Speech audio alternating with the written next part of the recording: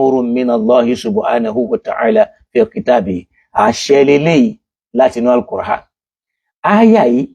ní ọ̀pọ̀ àwọn àfáà tí wọ́n ń pe àpèmára ní àpèsúnnà tí wọ́n máa ń pè mára ni wọ́n máa ń lò ni wọ́n fi ń sọ gbogbo ayé do ní bídà pé Ọlọ́run ní ma atakum ar-rasul fakhudhuhu wa ma nahakum anhu fantahu pé Ọlọ́run ní tá Ànábì bá ti mú wá òun náà ni ẹ gbà tá Ànábì bá ní ẹ má ṣe ẹ má ṣe. Hadhihi ayatun saraha áyà tó jẹ́ pé àṣẹ ni pọ́nbélé látọ̀dọ̀ Ọlọ́run. Ká wá padà wá sínú àdísù Ànábì Muhammad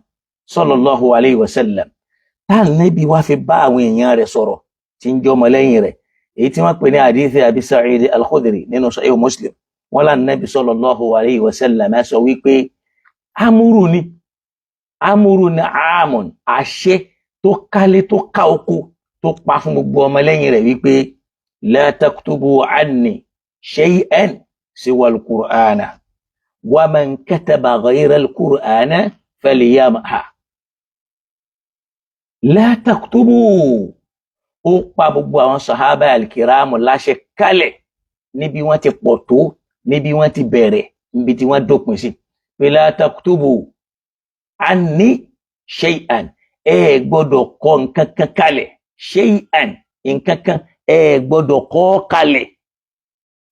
tẹ́ ẹ bá gbọ́ lẹ́nu mi siwa al-Qur'ana tó yàtọ̀ sí al-Qur'an. Ó tún wá fi lé pé àyímọ̀ man kataba ghayra al-Qur'an a lè ráwọn kan tí wọ́n ti yọ́rẹ̀ kọ́ tèmi Ànábì ò sì mọ̀ tí wọ́n kọ́ lẹ̀ yẹn tó yàtọ̀ sí al-Qur'an falyamha kí wọ́n tètè lọ parẹ́. Eléyìí kọ́kọ́ júwe títóbi al-Qur'an pé a lè fi nǹkan kan wé nínú ọ̀rọ̀ bóyá yálà tànábì ni o tàbí tẹlòmíì tí ó máa júwe pé al-wahyu min Allahi subhanahu wa ta'ala li rasulihi tá a bá yọ wáyù yẹn kó lára nẹ́bì kò sí nǹkan tó ń já nẹ́bì mọ́ kò sí tó ń jẹ́ rọ̀súlù mọ́ kódà Muhammadu nìkan ní òkú kódà kò ní Rasulullahi inú lọ́lọ́run fi ń sọ fún Ànábì pé kúl bá mi sọ fún wọn wípé innama ana basharun mithlukum ṣẹ́rí mi tẹ̀ ń wò yìí o ẹ̀dẹ́ èèyàn bíi tiyín ni mí in tí mo fi yàtọ̀ ni pé yuha ilayya wọ́n ránṣẹ́ sí mi wọ́n ń gba wáàyí yẹn náà làwa fi sí lára ló fi lápọ́nlé ló fi lọ́lá ló fi tóbi kẹ́nìkan wá máa fi wáàyí yẹn kó wá máa fi wí ọ̀rọ̀ tí ó jáde lẹ́nu Ànábì fún rẹ̀ gangan tí ó jásí pé òun ló ronú kan ajásí pé ẹnìyẹn ò kọ́ mọ́ ti ń ṣe ẹnìyẹn kọ́kọ́ ń ṣe taswiyatur rasul bir-rahban ó ń fi Ọlọ́run àtànẹ́bì ó ń fi wọ́n kẹ́gbẹ́ ara wọn hadha shirkun eléyìí pẹ̀lú ń tà ń pè lẹ́bọ tá a bá kọ́kọ́ mọ̀ kéèyàn máa ṣe taswiyatu kalamillahi ma'a kalamir rasul ká máa fi ọ̀rọ̀ tó jáde lọ́dọ̀ Ọlọ́run tó jáde lọ́dọ̀ Ànábì ká máa fi wọ́n ṣe taswiya èèyàn ti sọ Ọlọ́run àtànẹ́bì dẹ́gbẹ́ pé wọ́n yàtọ̀ síra wọn so bí yẹn ṣe jẹ́ nìyẹn. So Ànábì sọ bẹ́ẹ̀ pé tá a bá rẹ́ni ó kọ nǹkan kan kalẹ̀ kó lọ parẹ́ o torí pé òun ọ̀ràn ẹ̀ nìkan kan. Àwọn àhàdíìsù yìí mo tún wá mú wọn wá tí ò ní ìdí kí n tún máa parẹ́ ẹ̀ mọ́. Àdíìsù yìí náà ń bẹ nínú Sunan Nasa'i bí mo ti sọ ó wà ní Musnad Ahmad tóun tún yàtọ̀ sí ẹ̀ tí Abi Sa'id al-Khudri tó jẹ́ àwọn láfsù tí wọ́n gbà wá náà ni pé la taktubu anni shay'an faman kataba anni shay'an falyamha. Àdíìsù yìí náà ń bẹ an Yazid tó tún wà ń bẹ nábì ti Muslim yẹn náà mi ò ní ìdí àti tú fàágùn lórí ẹ̀ mọ́. Ó wà nù Ibn Hibban ó wà lọ́dọ̀ Nasa'i ó wà lọ́dọ̀ Hakim ala sharti ima tó wà bẹ́ẹ̀ táwọn náà mú àdíìsù yẹn wá lọ́nà tí wọ́n lè gbà mú wá. Káwá kú bẹ́ẹ̀ káwá lọ lórí wípé kí wá ní àlàyé tá a wá lè fi ṣàlàyé wípé kíkó àwọn àhàdíìsù yìí jọ o bídà ni àti kíkọ kalẹ̀ rẹ̀. Naam ẹjẹ́ àjọ padà sínú al-Qur'an tí ń ṣe ìwé Ọlọ́run. A rí i pé àwọn àfáà wa nínú Islam àìmọye àwọn àdánwò ló kọlu àlùmọ̀ yìí látòrí àwọn àfáà àti láti ṣe sí àwọn àfáà àti báwọn àfáà tí máa ṣe tí wọ́n sọ Islam dẹ̀sìn ara wọn tí wọ́n àìjákè ẹ̀kọ́ lọ́dọ̀ Ọlọ́run lẹ́sìn tí kìí ṣe tiwọn tó sì jásí pé Ọlọ́run ọba ló ní ẹ̀sìn rẹ̀ táwọn wá ń ṣòfin sínú ẹ̀sìn yẹn bí ipá wọn làwọn ní tí wọ́n máa lò àfọ̀nṣàríà àfọ̀nkìnní kan àwọn afọ́n kíní kan bí wọ́n ti lónù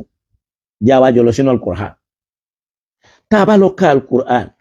nínú suratu nisa kájọ wo Qur'an aya 80 mbẹ aya 81 dé 82 kájọ wo kí lọ́lọ́run ọba mi ń sọ mbẹ kákọ́ wo bí táwọn èèyàn ti kọ́kọ́ bẹ̀rẹ̀ ète láti fẹ́ máa yí ọ̀rọ̀ Ọlọ́run padà sí báwọn ti fẹ́ láti máa sọ di ọ̀rọ̀ kí wọ́n lánàbì ló sọ tánàbì ò sì sọ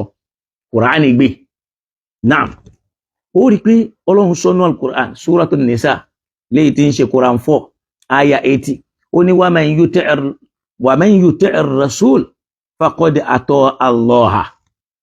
wa man tawalla fama arsalnaka alayhim hafidha. Wallahi, the best religion is Islam. The most peaceful religion is Islam. Bó ṣe ní láàánú wípé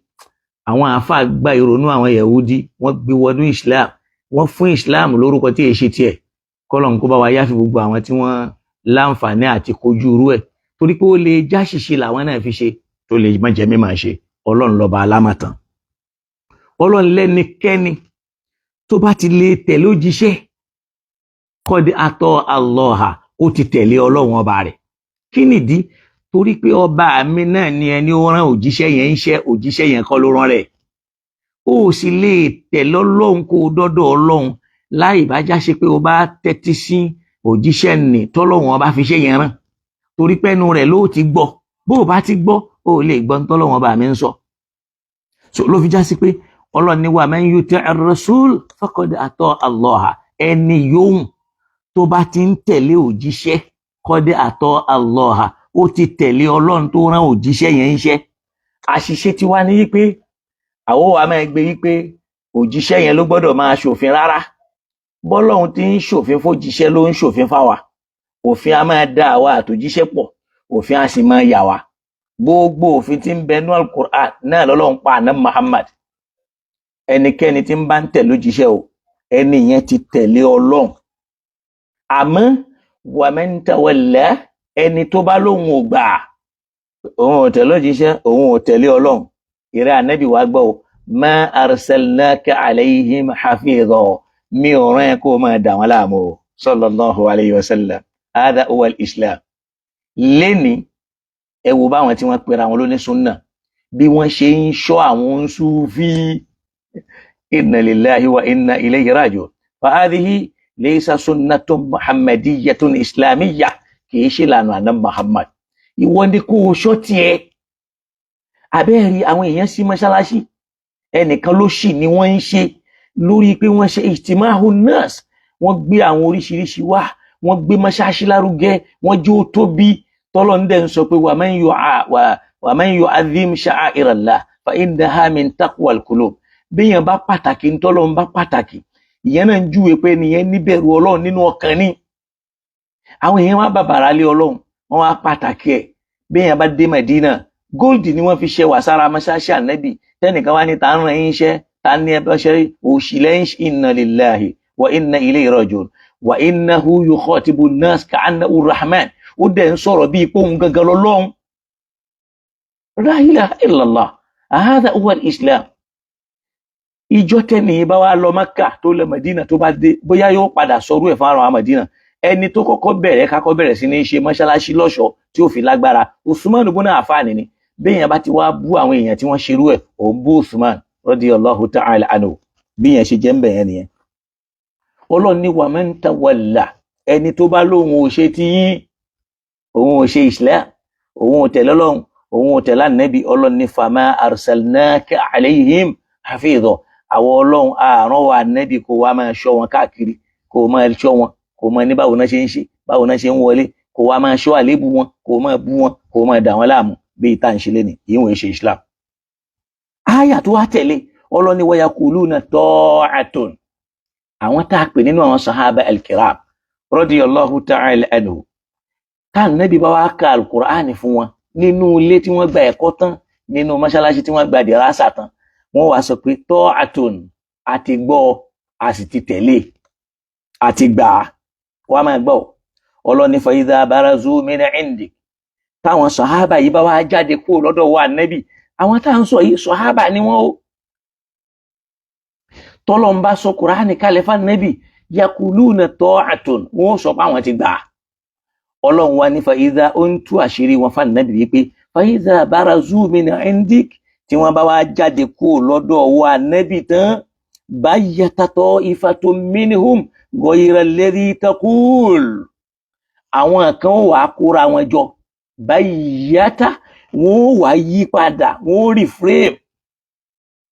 ghayra alladhi taqul ọ̀rọ̀ tí kì í ṣe wọ́n ló wí làwọn ó bá fírèmù yìí hùn wọ́n bá máa sọ pa ànábì sọ báyìí ànábì sọ báyìí ànábì sọ báyìí ìyín ló bí ọ̀rọ̀ tá ànábì fi sọ wípé la taktubu anni shay'an siwa al-Qur'an wa man kataba anni ghayra al-Qur'an falyamha ẹ má kọ kinní kan kalẹ̀ tẹ́ ẹ bá gbọ́ lẹ́nu mi tó yàtọ̀ sí al-Qur'ani béèyàn bá sì ti kọ́ tí mi ò mọ̀ kó dákun kó lọ́ọ́ parẹ́ bí òun rán yẹn iṣẹ́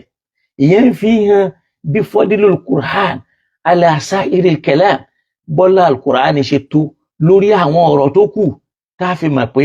ànábì gan máa sọ pé khairul kalami kalamullah èyí tó lóore jù nínú ọ̀rọ̀ láyé náà lọ̀rọ̀ Ọlọ́run yóò wá ní wa khairul adi Muhammad èyí tó tún wá lóore jù nínú ọ̀nà téèyàn ń tọ̀ téèyàn fi lo ayé náà ní bá ànábì náà ṣe lo al-Qur'ani yẹn la fi ń sọ yìí pé ma khulquhu kí ni wàá rẹ̀ khulquhu al-Qur'an ìwé ẹ̀ náà ni al-Qur'an ọlọ́ni fa idha barazu min indik nígbà táwọn táwọn sọ yìí tán bá jáde kúrò lọ́dọ̀ ànábì fa idha ta'ifatun àwọn kan nú wọn o yaqulun bayyata ta'ifatun ghayra alladhi taqul àwọn kan in tí wà ànábì ò wí ni wọ́n máa wí ibi àwọn àfa aládìsú ti bẹ̀rẹ̀ nu ọlọ́ni wallahu yaktubu ma yubayyitun ọlọ́run sì ń kọ́ tí wọ́n ń wí yẹn lẹ́ o wọ́n ó gbẹ̀san rẹ̀ o má gbọ́ fa a'ridi anhum má dá wọn lóhùn o a'ridi anhum irú wọn má gbọ́ tí wọ́n o má gbà tí wọ́n o bá nẹ́bí ti ń sọ al-Qur'an làwọn náà ń fẹ́ ká nẹ́bí máa sọ nǹkan míì tó lè gún al-Qur'an yẹn tí wọ́n àfi ní jọra wọn tí wọ́n fi sọ pé ṣe rí pọ́rọ̀ ẹ̀ ń takora lọ́lọ́run fi ń jẹ́ kó máa yé wọn wípé law kana hadha min indillah afala yatadabbaruna al-Qur'ana ولو كان من عند غير الله لوجدوا فيه اختلافا كثيرا كليتي ولا ويسي كان ويسي القرآن دادا لو كان من عند غير الله tó bá pọ́dọ̀ ẹlòmíì ló bá ti wá tí kì í ṣe pọ́rọ̀ Ọlọ́run tí ń sọ̀kalẹ̀ wá ni lawajadu fi ikhtilafan kathira wọ́n ti rí àwọn ikhtilafat àwọn ọ̀rọ̀ tí ó máa ya para wọn afáàmì Al-Banqiwi Abdulhakim dáadáa yóò ní bàjẹ́ láéláé bẹ́ẹ̀ ti bá mi mú àyà Kùránì yẹn jáde jazakumullahu khairal jasa masha Allah náà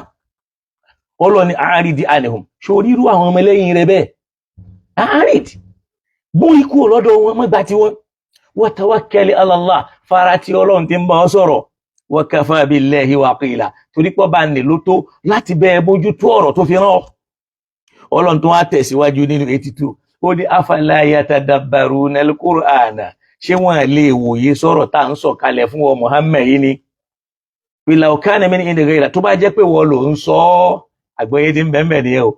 law kana min indi ghayrillah tó bá já sí pé wọ́n ànẹ́bì ló ń rò ó tó ń sọ ni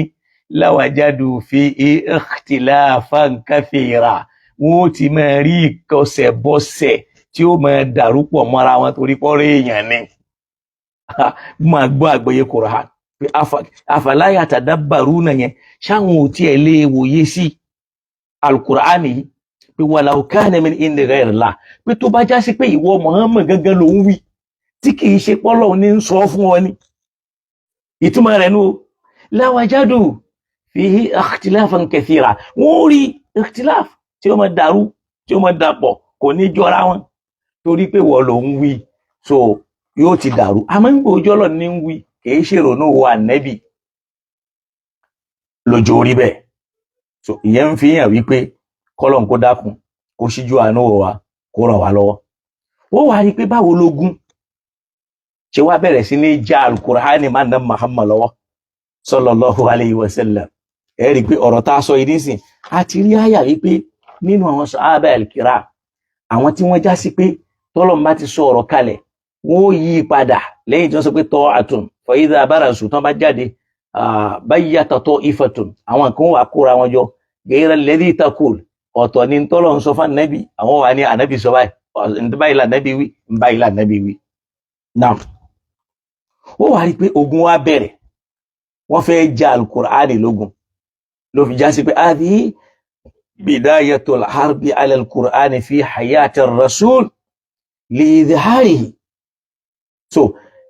ogun wa bẹ̀rẹ̀ ti al-Qur'ani lójú ayé ànábì wọ́n fẹ́ ja Qur'ani lógun. Báwo lógun yẹn ṣe bẹ̀rẹ̀? Ní tìtorí pé wọ́n fẹ́ borí al-Qur'ani mọ́lẹ̀ wọ́n fẹ́ yí Qur'ani padà mọ́ àwọn mùsùlùmí lọ́wọ́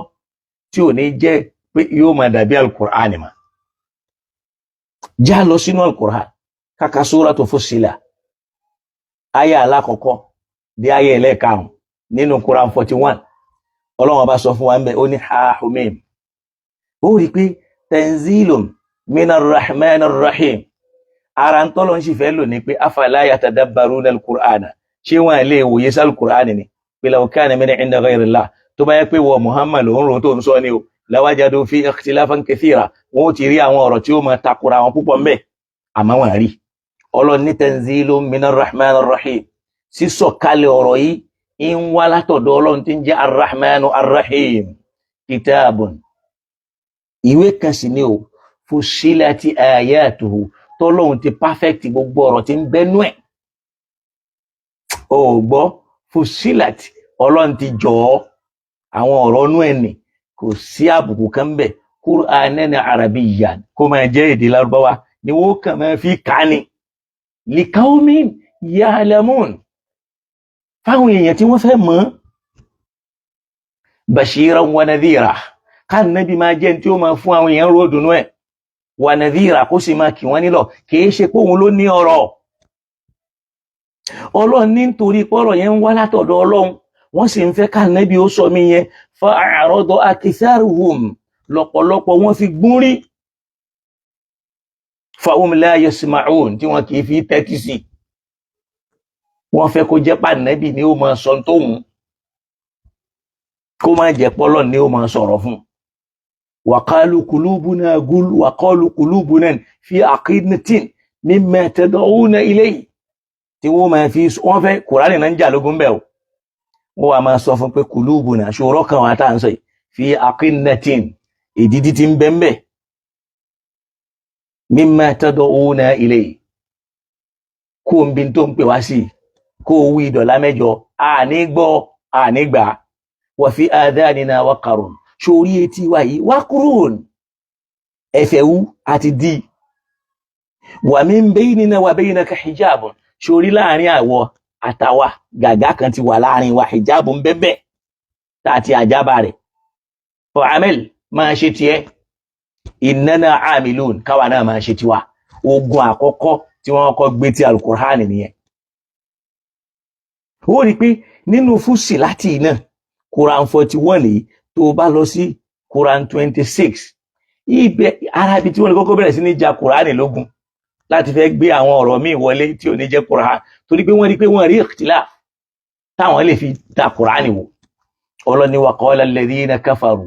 ó máa gbọ́ táwọn tí wọ́n kọtọ Ọlọ́run tí wọ́n máa sọ wípé wọ́n máa sọ fáwọn èèyàn wọ́n máa kéde ogun láti takò al-Qur'ani wípé la tasma'u li hadha al-Qur'an ẹ má máa tẹ́sí sí al-Qur'ani rẹ̀ hùn la tasma'u li hadha al-Qur'an ẹ má máa tẹ́sí sí al-Qur'ani yìí o walghaw fihi tí wọ́n bá ti ń wí ẹ máa fẹnu bà Qur'ani yẹn jẹ́ lábọ̀ ẹ máa sọ̀sọ́kùsọ́ ń parẹ̀ ẹ máa wíbi kú wí ń parẹ̀ la'allakum taglibun kẹ́lẹ̀ borí ogun yẹn ni pé Qur'ani náà kọ́kọ́ fẹ́ jà lógun pé tí Qur'ani rẹ̀ ò bá ti rí ìdíjókòó ọ̀rọ̀ ẹnu ẹ̀ láà máa gbọ́ àwa máa fi takò al-Qur'ani yẹn torí pé a lè rí ìkhtiláàfù fún lọ́lọ́run fi ń jẹ́ kó yé wọn pé afala yatadabbaruna al-Qur'an ṣé wọ́n lè wòye sí al-Qur'ani ni pé law kana min inda ghayrillah tó bá já sí pa Ànábì gangan ní fún rẹ̀ wí tí kì í ṣọlọ́ ní sọ fún lawajadu fi ikhtilafan kathira wọn ó ti rí ọ̀pọ̀lọpọ̀ àwọn ọ̀rọ̀ tí ó mọ̀ takora wọn ìgbógun ti al-Qur'ani náà ní ṣe àkọ́kọ́ tá àkọ́kọ́ ra àwọn mùsùlùmí kan nínú ọmọlẹ́yìn Ànábì tí wọ́n ń gbógun ti al-Qur'an pẹ̀lú ìkúnlọ́wọ́ àwọn káfìrí míì táwọn náà fẹ́ gbógun ti al-Qur'an náà nínú Fussilat yẹn náà ìyẹn láti mú wá yẹn tó bá tún ka 41 to 43 ó tún rí àyà tí a sọ yìí ó rí wípé hada sábàbul hadith in tó fa hadithu yẹn wùrúdù hadith yìí rèé tá Nábì fi ń sọ wípé la taktubu anni siwal Qur'ana ìwọ tó bá mọ̀dí tó fi ń sọ torí pé wọ́n fẹ́ já al-Qur'ani lógún kó mọ́ ní fẹsẹ̀ rinlẹ̀ ló ń bí ká Nábì máa sọ wípé la taktubu anni siwal Qur'an ẹ má kọ nǹkan kan ẹ bá gbọ́ lẹ́nu mi tó yàtọ̀ sí al-Qur'ani o wa man kataba siwal Qur'ana falyamha bí yẹn bá ti wá kọ tó yàtọ̀ sí al-Qur'ani ẹ dákun ẹ lọ́ọ́ parẹ́ o. Náà tó bá tún wá wò ká tún lọ sínú Suratu Fussilat yẹn náà àyà 41 to 43 Quran 41 yẹn again eléyìí Qur'ani ní ń sọ̀rọ̀ kìí ṣe pé èèyàn Ọlọ́run ló sì ń sọ̀rọ̀ ńbẹ̀ tá a máa fi wá sọ pé ẹlòmíràn ní ń twist Qur'ani ni tó bá rí pé wọ́n ń twist ẹ̀ ìwọ náà bọ́ ta wá tú fáyé kó wá yàtọ̀ sí bá ti tú yìí ẹ sì padà ráwọn àṣírí nínú tọ́pìkì tó dá wàhálà alẹ́ sínú Islam fún wa sallallahu alayhi wa sallam jazakumullahu khair àfọwọ́ Al-Bankiwi ẹ̀ṣá máa bá máwọn àyàtù yẹn jáde yẹn bẹ́ẹ̀ tí mo jáde yẹn náà lálùbáríkà tí inú máa kún sí lọ́lá al-Qur'ani kọ́lọ̀ máa mi ṣe dáadáa fún yín torí pé ẹnjìníà ò sí lórí iṣẹ́ ò báyìí ní ìsìn nítorí pé ààrí stúdíò lò nítorí iná naam ọlọ́ni innal ladhina kafaru bid-dhikr ma huwa ad-dhikr ya'ni al-Qur'anul karim lamma ja'ahum wa innahu lakitabun adhidun torí mo ti ráfà kan náà bàdàngbà kan tó sọ yìí pé Ọlọ́run sọ fún wa yìí pé nahnu nazzalna ad-dhikra wa inna lahu lahafidhun pé àwọn Ọlọ́run là ń sọ ìrántí kalẹ̀ àwa la máa sọ tó wá ní ìrántí tí wọ́n ń sọ ńbẹ̀ ni o àdísù ànábì ni la ilaha illallah imma an naqula hadha nifaqun aw an naqula jahlun aw an naqula madha naqulu an dhalik kẹ́nìkan ní al-Qur'ani àdísù lọ́lọ́run sọ ńbẹ̀ lánàá mo ń rí interview kan kí n sáré yà síbẹ̀ tí wọ́n ń ṣe fún bàbá kan tó láwọn ọjọ́ al-Qur'an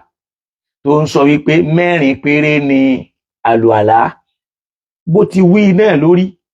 àmọ́ bàbá yẹn náà ò gbọ́ yé torí pé tó bá wo 4 tí ń sọ yẹn gbogbo ìran tá ń ṣe lálùàlá lànàbì ti parí síbẹ̀ ó ní idha qumtum ila salati nígbà tẹ́ ẹ bá fẹ́ kírun faghsilu wujuhakum ẹ fọ ojú yín kí là ń pè ní ojú alwajhu by face min alwajhi alfam nínú face ni ẹnu yìí wà nínú face ni imú yìí wà tá Nábì bá sì fẹ́ ṣe àlùàlá omi tá Nábì bá bù báyìí tó bá fi yọ ẹnu báyìí náà ni ó fi yọ imú náà ni ó fi bo ojú lè tó sọ̀rọ̀ pé tọ́lọ́run bá ní faghsilu wujuhakum ẹ fọ ojú yín ẹnu tí ń bẹ nínú ojú tí ń sọ yẹn imú ti wà ń bẹ la'anna alwajha torí fèsì tó ń sọ yẹn ó ti combine al-anfu wal-fam ó ti kó ẹnu ó ti kó mú ìta ń pè ní fèsì nìyẹn tọ́lọ̀ bá ní faghsilu wujuhakum ẹ fọ ojú yẹn tá Nábì bá bu omi báyìí bi ghurfatin min ghurfatin wahida ẹ̀ṣẹ́ kan tó bá bu yẹn náà ni ó fi bu omi sẹ́nu tí ó fi imú báyìí náà ni ó fi bọ́ ojú ẹ̀ sọ́nà Adam Muhammad yẹn tó sì lọ pẹ̀lú al-Qur'ani ti sọ ó ní wa aydiyakum ila al-marafiqi ẹ fọ ọwọ́ yín ẹ fọ dégun pa yóò sì fọ méjèèjì wamsahu bi ruhusikum ẹ fi omi pa orí yín al-udhnani min ar-ras ṣe rí etí méjèèjì ara páàtì orí lòun bá lọ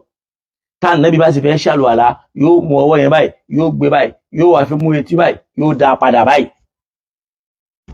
lè tó ń túmọ̀ sí pé al-Qur'ani ti kó tán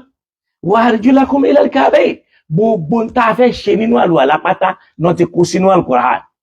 bọ́ ibi táwa ti wá gbégbà ni pé a sọ yí pé farahidul wudu sunanul wudu kìníkà wudu kullu ma fil wuduhi fardun gbogbo tó wà nínú àlùwàlá ọ̀ràn yẹn ni gbogbo tó wà nínú àlùwàlá ọ̀ràn yẹn ni àwọn mọ̀sùnù ti ń bẹ́ẹ̀ ni pé gbogbo ń tá a bá sì fẹ́ ṣe ká ṣe bísímìlá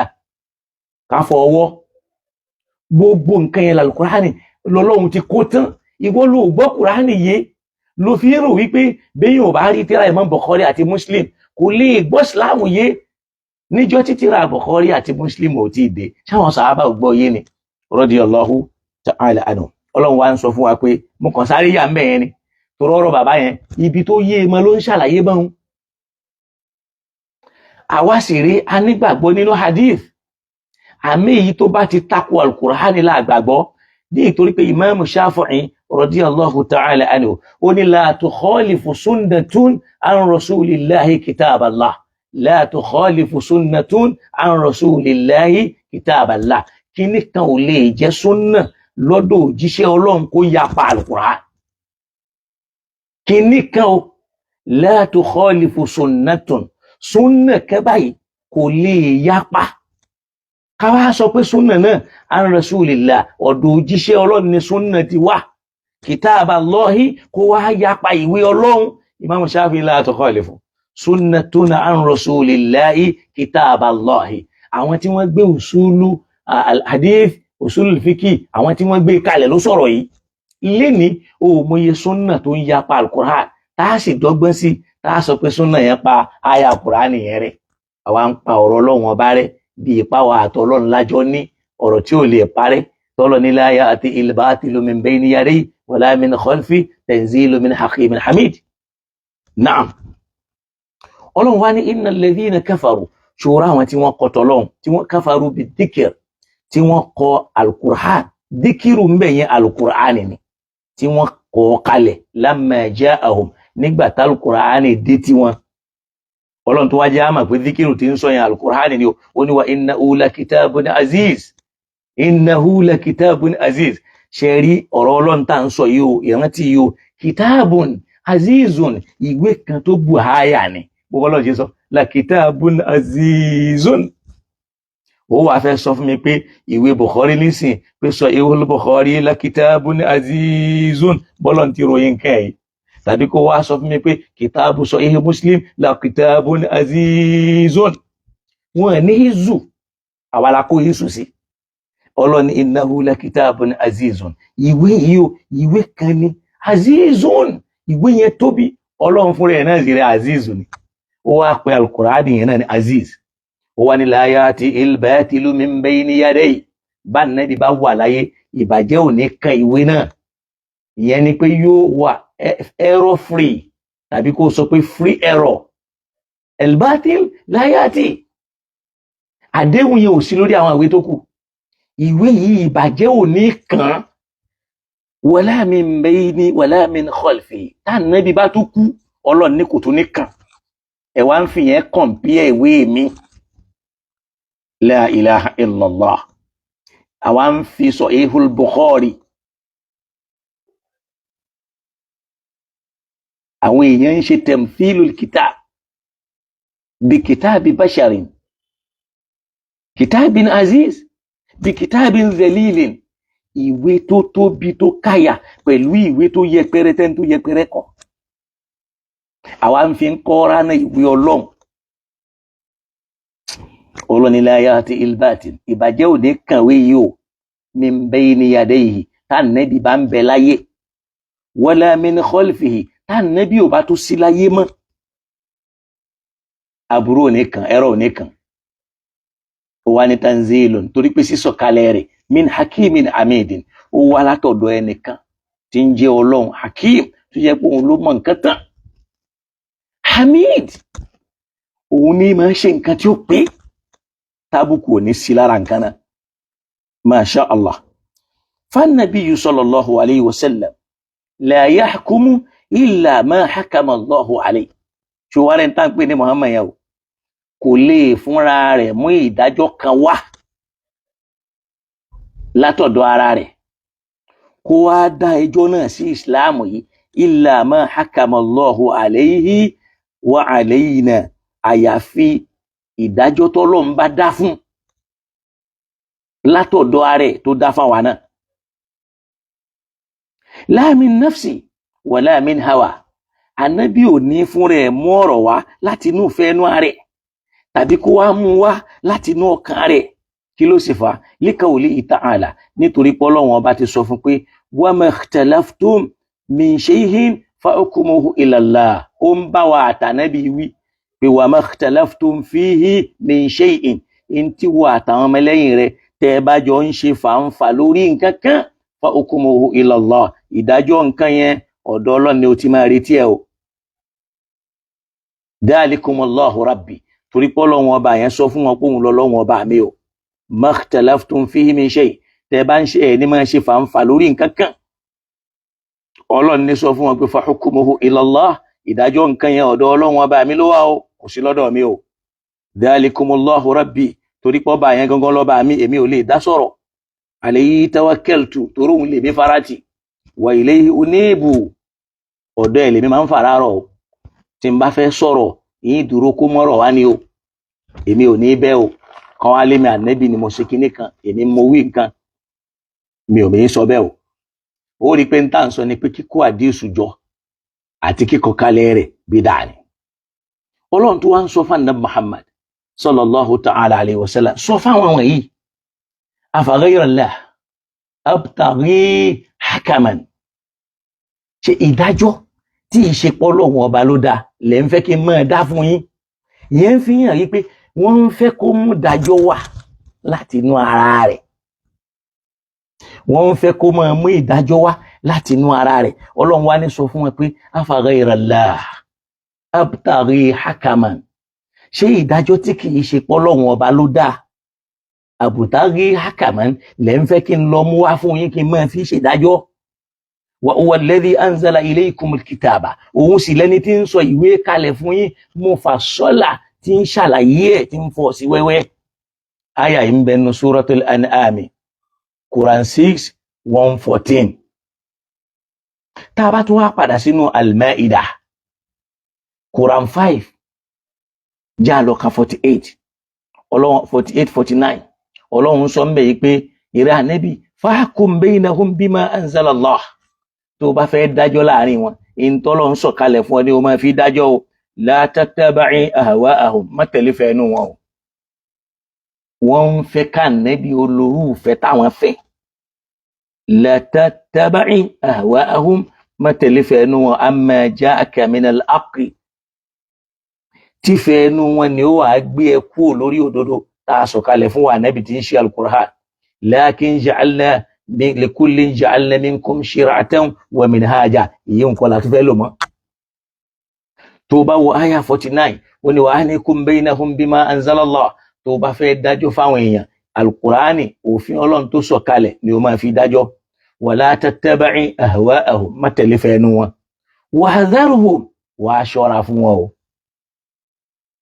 Wahdharhum, ṣọ́ra fún wọn. An yuftinuka an ba'di ma anzala Allahu ilayk, kọ́ má bàa gbé ẹ kúrò tí wọ́n kó dààmú bẹ́ẹ̀, tí wọ́n gbé ẹ kúrò lórí ntọ́lọ́run sọ̀kalẹ̀ yẹn. Má jẹ́ kán dẹ̀ ẹ́ láàmú, ṣọ́ra. An yuftinuka an ba'di ma anzala Allahu ilayk, tí wọ́n fi gbé ẹ kúrò lórí Kùránì tọ́lọ́run sọ̀kalẹ̀ fún ọ ni. Fa in tawallaw,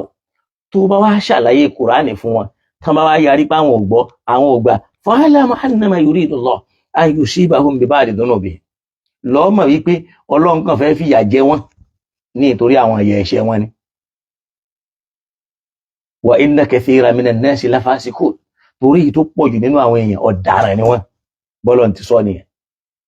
Tá a bá tún kú mẹ́, tá a lọ sínú Suratul A'raf, Quran 8:2-3, ó rí pọ́lọ́ ní kitabun unzila ilayk,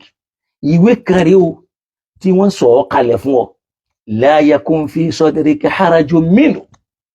má jẹ́ kí nǹkan kan rúwú yẹnu ọkàn rẹ̀ tí ó mú ọ dání lè tó ń dira bí láti fi kí àwọn èèyàn nílọ̀, kó jẹ́ bí Kùránì yẹn ló máa polongo. Wa dhikra lil mu'minin, òun náà ni kó máa jẹ́ ìrántí àti brókíò àṣẹ fáwọn múmìnì. Suratul A'raf, Quran 2-3, ó wá ní ittabi'u ma unzila ilaykum, ẹ máa tẹ̀lé tí Ọlọ́run sọ̀kalẹ̀ fún yín. Wala tattaba'u min dunihi, ẹ má tẹ̀lé nǹkan míì, awliya'a, nínú àwọn sọ̀rọ̀sọ̀rọ̀ tí wọ́n máa pera wọn láláṣẹ ọ̀rọ̀, tí wọ́n máa láwọn máa rọ́ṣọ̀. Qalilan ma tadhakkarun, Ọlọ́run ní díẹ̀ ni ó máa rántí ń tà ń sọ yìí. Tó wọnú Suratul A'raf bákan náà, aya 52, ó ní walaqad ji'nahum bi kitabin fassalnahu, àwọn Ọlọ́run ti fún wọn ní ìwé kan ìwé kan tí ń ṣe alukur'an fasolnahu táwọn ọlọ́run ti pegedé ìwé ọ̀hún ala ilmin lórí àparí mímọ̀ sínú ẹ̀ hudan ìmọ̀nà ń bẹ́ńbẹ́ wa rahmatan àánú ń bẹ́ńbẹ́ li qawmin yu'minun fáwọn tí wọ́n jólúgbàgbọ́. bákan náà tá a bá tó wo suratul a'raf bákan náà Quran 8 aya 170 ọlọ́run ní walladhina yumassikuna bil kitabi wa aqamu ssalata inna la nudi'u ajra al muslihin. ó ní alladhina yumassikuna bil kitab àwọn tí wọ́n bá mú tírà yìí dání dáadáa tí wọ́n mú al-Qur'an tí wọ́n mú dání gan tó yẹ pé lónìí àmú dání mọ́ àwọn sọ̀háhù lókúta mú. ó ní alladhina yumassikun àwọn tán bá mú ìwé yìí dání tó bá ní yumassikun tí wọ́n mú dání gan wọ́n á fi ṣeré wọ́n á fi ṣàwàdà wa aqamu ssalata wọ́n wá ń kírun. ìyẹn ń túmọ̀ sí pé al-Qur'anu wa ssalatu torí òun la máa fi kírun òun la gbọ́dọ̀ pàtàkì òun la gbọ́dọ̀ bàbàrà. so ó ní inna la nudi'u ajra al-muslihin a ní fi ẹ̀san àwọn tí wọ́n bá ṣe bẹ́ẹ̀ a ní fẹ̀san wọn rárẹ̀. Kùránì nìyẹn. já lọ sínú Suratu Yunus Quran 10 verse 18 ó ní ya ayyuhan nas kúl ànábì sọ fún wa pé ya ayyuhan nas mo pé ẹ̀yin ènìyàn qad ja'akumul haqqu min rabbikum òdodo ti dé bá yín látọ̀dọ̀ Ọlọ́run ọba yín. Kùránì ti sọ̀kalẹ̀ ìsìláàmù ti ń bẹ ó ní faman ihtada bí yẹn bá wá gba ìmọ̀nà Kùránì fa innama yahtadi li nafsi ó kàn mọ̀ọ́mọ̀ gba ìmọ̀nà fún rẹ̀ ó mọ̀nà fún rẹ̀ ni wa man dalla bí yẹn bá wá sọnù tí ò rí Kùránì tẹ̀lé fa innama yudillu alayha òun náà kàn sọ̀rọ̀ ẹ̀nu náà ni wa ma ana alaykum biwaqili sọ fún wọn pé mi ò wá nítorí ẹ̀ máa ṣọ́ yín káàkiri ìwà máa ṣọ́ yín ẹgbà òṣèṣúná bó bá rí yàn tí ń ṣe bẹ́ẹ̀ the person is mad torí pé Kùránì kan ló ń tẹ̀lé Islam kan ló ń tẹ̀lé is totally madness total ignorance. jà ẹnìkan ò ṣe súnà ẹnìkan ò ní rúgbọ̀n ẹnìkan ò wọ bàtà ẹnìkan ò wọ ṣòkòtò you are crazy torí pé Kùránì kan ló sọ bẹ́ẹ̀. ma alaykum biwaqil what is your problem with other people face your own. Ọlọ́run ní sọ pé ma ana alaykum biwaqil Ọlọ́run ò fi mí ṣẹni tí ó wà máa ṣọ́ yín kiri kó wá máa fi mí ṣalága ṣáwọn eléyìí tí wọ́n ń pera wọn ló ń sọ ṣé wọ́n ka al-Qur'ani ni pé ma ana alaykum biwaqil tó fi wá jẹ́ pé ìwọ lórẹ́ni tí ṣòkòtò ẹ̀ ò ga ìwọ lórẹ́ni tí irùngbọ̀n ẹ̀ ò pọ̀ ìwọ you have problem because you were not practicing Islam you were doing something else.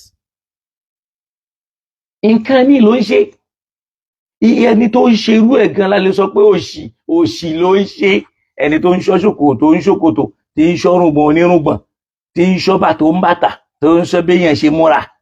ìwọ gangan ló ń ṣòṣì torí pọ́lọ̀ ní ma ana alaykum biwaqil pé ká Nábì sọ pé mi ò sínú ẹni tí ó máa ń ṣọ́ àwọn èèyàn káàkiri ó gbà kò gbà onírùngbọ̀n kò nírùngbọ̀n onígbà kò láwò rárá. wà fi Namli tá a bá padà sínú Suratu Naml Quran 27 verse 92 to 93 ọlọ́ni rẹ̀ Ànábì wa an atluwal Qur'an ọlọ́ni kí n máa ka Qur'ani fáwọn èèyàn faman ihtada fa innama yahtadi li nafsi bí yẹn bá mọ̀nà ó mọ̀nà fún rẹ̀ wa man dalla bí yẹn bá wá sọnù faqul sọ fún Olúwa rẹ̀ pé innama ana minal mundirin èmi o wọ́n kàn ní kí n máa jẹ́nu àwọn olùkìlọ̀ ni máa kìlọ̀ ni ó ní wa qul alhamdulillah wàá máa sọ pé ọpẹ́ ni fún Ọlọ́run sayurikum ayati ó ń bọ̀ wá fi àwọn àmì rẹ̀ hàn yín o fata'rifunaha ẹ̀ sì dá wọn mọ́ o wa ma rabbuka bighafilin amma ta'malun ọba yóò fọ́nú fọ́nra kó mi ẹ̀ tí ń ṣe o. wa fil an'am nínú An'am Quran 6 verse 19 ó ní kullu ayyi shay'in shahadatan sọ fún wọn wípé èwo ni nǹkan tá lè fi ṣẹlẹ́rìí tá ni mo lè fi ṣẹlẹ́rìí ara mi kulillah bá mi sọ pé Ọlọ́run ọba mi ni shahidun bayni wa baynakum yóò máa jẹ́ lẹ́rìí láàrin èmi àti yín.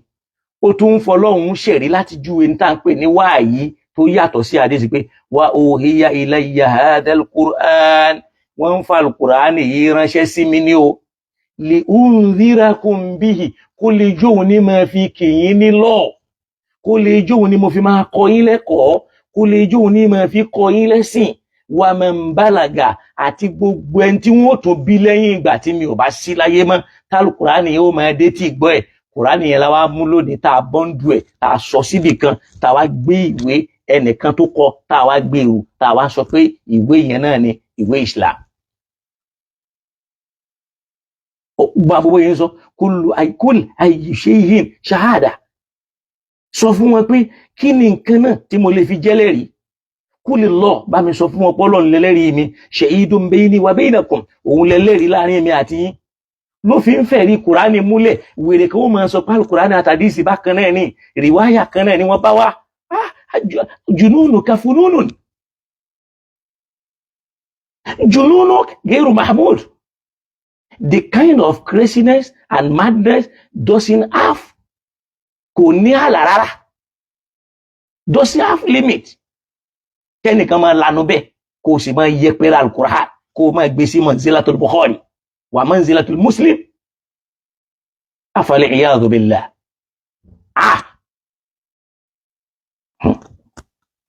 Wa uhiya ilayya hadha al-Qur'an Qur'ani yìí wọ́n fi ránṣẹ́ sí mi li unzirakum kó lè jókòó ni mo fi máa kì í nílọ òní máa fi kọ́ yín lẹ́kọ̀ọ́ òní máa fi kọ́ yín lẹ́sìn òun lẹ́ẹ̀ fi mọ́ ọmọlọ́run bíi látara Kùránì yẹn wa man balaga àti gbogbo ẹ̀ ń tálù Kùránì yẹn tí ó bá dún máa dé ti gbọ́ rẹ̀ tí ó máa dé ti gbọ́ rẹ̀ fi suratu Saba yìí já wo suratu Saba yìí mo yín bọ̀ bí àdísì o mo ń kó Kùránì wá fún ẹni o tó mọ̀ ló ń tú ìsì ẹni Quran 34 aya 50 tá a fi mọ̀ pé anna nabiyya sallallahu alayhi wa sallam la yahkum min nafsihi illa ma fi al-Qur'an anabi ò lè fún rẹ̀ dájọ́ àyàfi tó bá rí nínú Qur'an ni ó fi dájọ́ wá gbọ́n tọ́lọ̀ ń sọ fún nínú suratu Saba Quran 34 verse 50 ó ní kúl ìrẹ́ anabi sọ fún wọn pé in dalaltu tí n bá sọ̀rọ̀ tí n bá ṣi ọ̀rọ̀ wí fa innama adillu ala nafsi èmi ni mo ṣi ọ̀rọ̀ yẹn sọ́lọ́dọ̀ ara tèmi o ṣùgbọ́n wọ́n separate ọ̀rọ̀ ẹ̀ kúrò lára ọ̀rọ̀ Ọlọ́run pé in dalaltu tí n bá sọ̀rọ̀ tí n bá ṣi wí fa innama adillu ala nafsi èmi ni mo ṣi ọ̀rọ̀ wí lọ́dọ̀ ara mi wa in ihtadaytu àmọ́ tí n bá sọ̀rọ̀ tó bá bọ́ sójú ọ̀nà t'Ọlọ́run fa bima yuha ilayya rabbi yẹn túmọ̀ sí pé èyí tí wọ́n fi ránṣẹ́ sí mi lọ́dọ̀ Ọlọ́run ọba mi ni o fa bima yuhi ilayya rabbi èyí tó bá mi fi rán mi nìyẹn yẹn fi hàn pé ànábì lè ṣe mistake tí ń bá ń sọ̀rọ̀ àmọ́ tó bá mú t'Ọlọ́run wá la yakhta kì í ṣàṣìṣe tá ànábì bá ń sọ̀rọ̀ tarẹ̀ ó lè sọ nǹkan gẹ́gẹ́ bí ènìyàn àmọ́ tó bá fẹ́ sọ̀rọ̀ bí ànábì Ọlọ́run tá a fún ní wáyé kò ní ṣe mistake ìyẹn la fi mọ̀ pé wáyé ó yàtọ̀ sí ní tá ànábì kan sọ lọ́dọ̀ ààrẹ ó ní innahu sami'un qarib torí pọ́ bá mi ọba tí ń gbọ́ tó súnmọ́ tòsí ni. Náà já wa padà sínú àdísù ànábì káwọ́ òbí tó ti wá dàrú. Fi Sahih Muslim nínú Sahih Muslim wọ́n lánàá sàlám sọ pé innama ana basharun ẹ máa gbọ́ wọ́n lánàá sọ pé innama ana basharun pé ẹ̀dẹ́ èèyàn ní mí o idha amartukum bi shay'in min dinikum tí ń bá pa yín láṣẹ nǹkan kan lórí ọ̀rọ̀ ẹ̀sìn yín fakhudhu bi ẹgbàá kẹ́ lò ó ẹgbàá kẹ́ ṣe kí ni kẹ́ lò ó ní innama ana basharun ẹ̀dẹ́ èèyàn bíi ti yín ni mí o idha amartukum bi shay'in min dinikum tí ń bá pa yín láṣẹ nǹkan kan nú ẹ̀sìn yín fakhudhu bi ẹgbàá wa idha amartukum bi shay'in min rahayi àmọ́ tí ń bá pa yín láṣẹ nǹkan kan láti inú làákàyè tèmi fa innama ana basharun ẹ̀dẹ́ èèyàn ni mí o mi gbọ́ pé ẹgbàá ti sì yẹn yé innama ana basharun mithlukum ẹ̀dá bíi ti yín ni mí o idha amartukum bi shay'in min dinikum tó bá jẹ́ pọ́rọ̀ ẹ̀sìn yín ni mo ti pa yín láṣẹ nǹkan kan fakhudhu bihi ẹ máa ṣe lọ torí bí ẹ̀sìn lọ́lọ́run ti ń pa mí láṣẹ wa idha amartukum bi shay'in min ra'yi àmọ́ tí ń bá sọ nǹkan kan nù làákàyè tèmi ẹ ronú sí o fa innama ana basharun torí pé èèyàn ni mí o. Kẹ́nìkan wá sọ wípé ànábì ní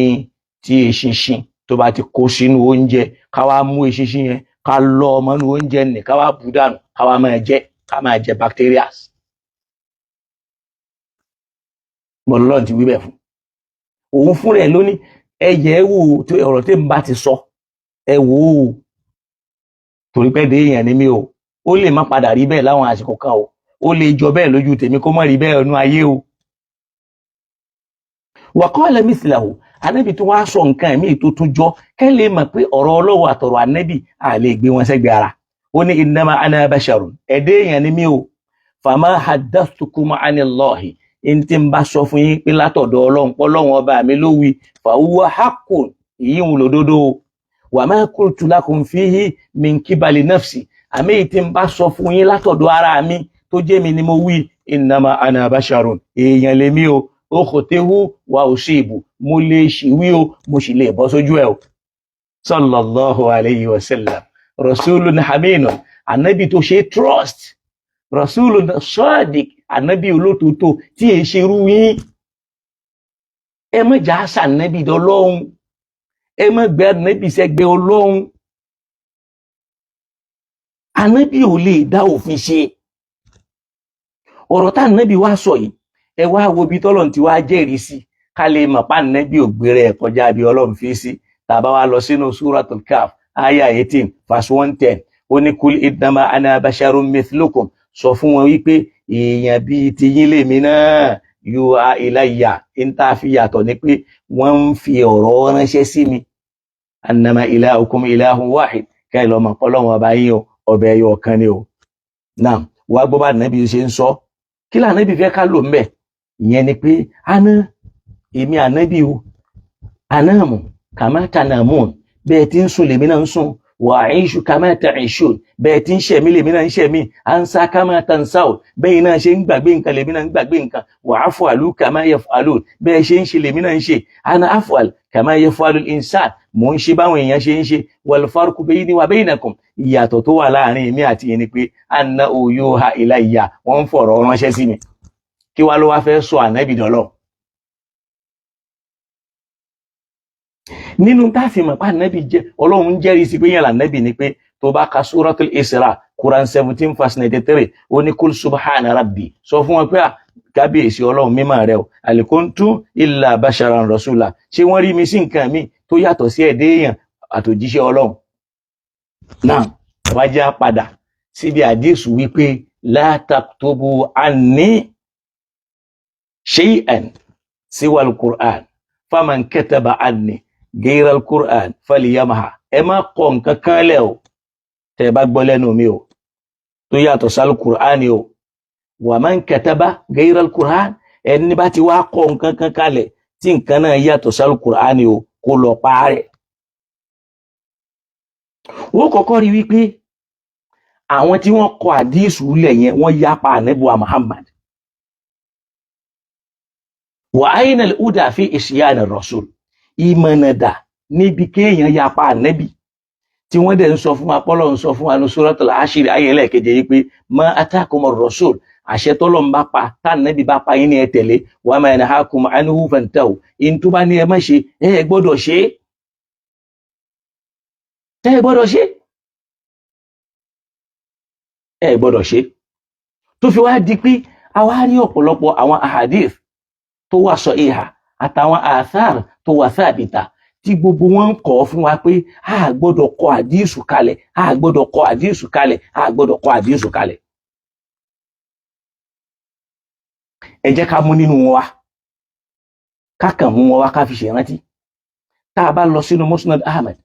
àdọ̀ àfáwà Muslim, ọ̀dọ̀ àfáwà Darimi, táwọn gan jẹ́ àfáà fún Imam Bukhari àti Tirmidhi àti Nasa'i, ẹni Abi Sa'id al-Khudri,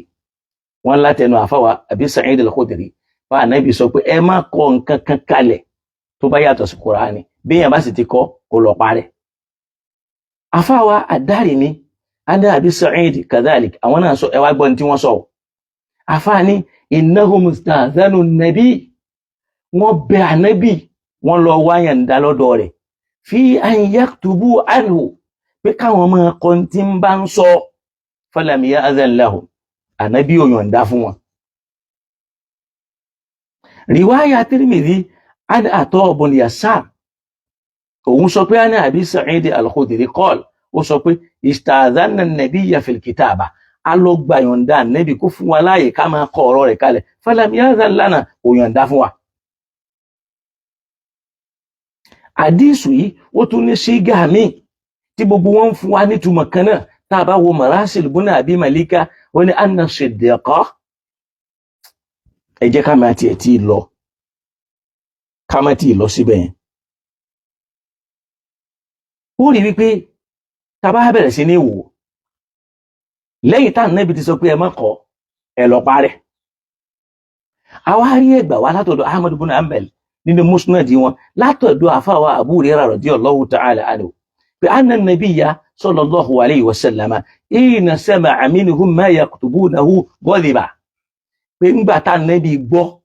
pé wọ́n ń kọ nǹkan kalẹ̀ pé Ànábì sọ wípé Ànábì bínú. mi rò pé ẹ gbọ́ Ànábì bínú waqal wọn l'Ànábì sọ pé akitabun ghayru kitabillah akitabun ẹ̀wọ̀n bá Ànábì ṣe yú ọ̀rọ̀ rẹ̀ ó ní akitabun ghayru kitabillah ìwé kan tó yàtọ̀ sí ìwé Ọlọ́run ọ̀rọ̀ kan tó yàtọ̀ sí ọ̀rọ̀ Ọlọ́run lẹ́fẹ́ máa kọ kalẹ̀